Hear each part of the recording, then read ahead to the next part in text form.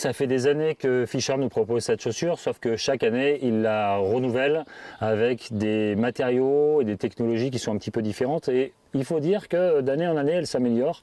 Et moi, c'est une chaussure que j'aime bien parce qu'en fait, d'abord, elle a un excellent rapport qualité-prix. Hein. C'est une chaussure qui est pas très onéreuse par rapport à des modèles tout cuir et qui fait sa fonction avec tout type de ski plutôt étroit à ski large. Alors pas trop large parce qu'après, on a quand même de la souplesse.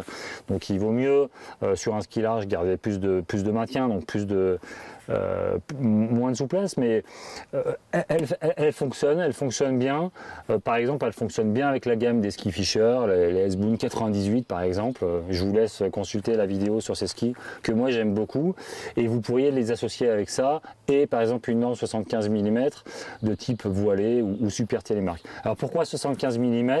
Parce que là vous avez en fait une semelle Vibram, où vous allez pouvoir marcher avec sur des sections enneigées ou sur des sections déneigées, et vous avez le fameux bec de canard qui d'une extrémité à l'autre fait 75 mm. C'est pour ça qu'on appelle cette fixation. Donc il faut l'utiliser avec la fixation compatible avec cette chaussure. D'un point de vue strictement technique, c'est plutôt une chaussure qui est faite avec des matériaux synthétiques, sauf sur une partie ici où on a du cuir naturel, mais à l'intérieur on a des matériaux synthétiques qui sont assez confortables. En fait, on a vraiment une sensation de chaussons confortable, de chaussons, ce qui est un peu différent par rapport aux chaussures qui sont tout cuir, qui sont un peu rudes, un peu rêches.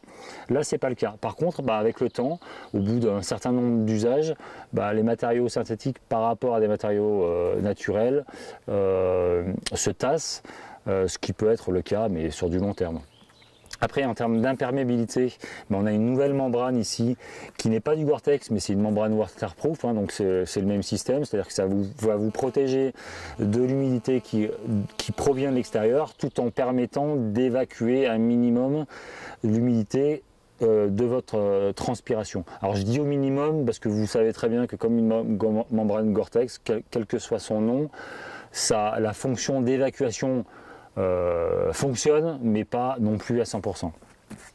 En termes de contrôle de maintien et du coup pour le coup de contrôle de ski, on a un système qui est sympa, qui est toute cette zone arrière articulée en plastique qui va permettre de venir fixer votre chaussure au niveau des malléoles et de l'arrière du pied.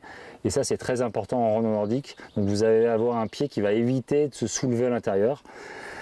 C'est un chausson qui est plutôt petit, donc si vous devez choisir, je vous conseille souvent de prendre une pointure au-dessus. N'hésitez pas d'ailleurs à nous poser en commentaire ou nous envoyer un email la question sur le chausson de cette chaussure. On a l'habitude, ça fait des années qu'on suit ce modèle, donc on sait à peu près, en fonction des mesures que vous aurez prises de vos chaussures, quelle chaussure, quelle pointure vous devez prendre.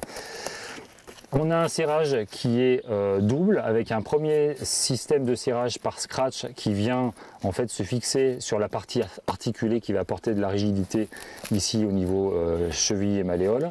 Et après un deuxième système de serrage qui est caché derrière la guêtre ici. La guêtre qui cache le serrage par lassage qui va lui permettre d'avoir un serrage beaucoup plus fin et beaucoup plus proche du pied, ce qui va vous apporter le maintien. Si en clair et en conclusion, vous cherchez une chaussure de rando nordique qui fait le job pour tout type de rando nordique, que ce soit sur du plat, que ce soit sur des sorties à la journée, sur des longues traversées ou des descentes, et même des descentes engagées, n'hésitez pas.